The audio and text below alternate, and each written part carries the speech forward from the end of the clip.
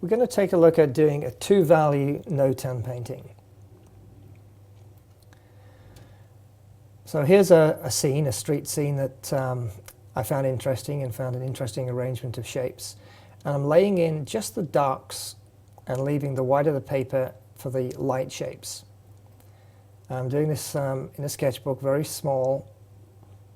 And what I'm going to do is to explore the different possibilities for arranging this design.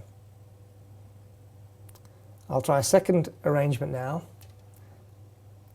And I'm moving the dark shape, the large dark shape at the right-hand side of the picture a little bit to the left so that it's a little bit more dominant in the painting. Basically the same as before, but just a few changes. Put a few vertical lines there to see if that adds an interest to the design. And it does seem to add something.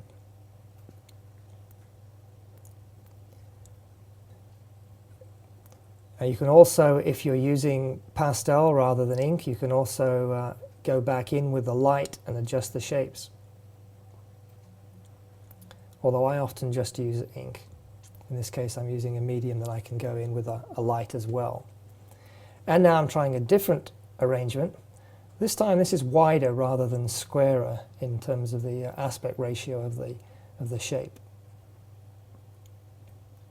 And you can see that each one has got a slightly different look to it.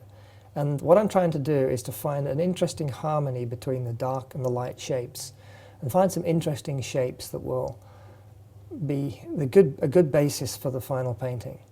This is one of the most important aspects of the quality of the final painting. Here I'm looking at a street scene. Now, to make the shapes more interesting, often you can zoom in and look at just a part of it in the distance. Notice I'm squinting to reduce it to black and white values. These are the little sketchbooks that I use, and I use these brush pens, which are really good for doing these quick notan studies.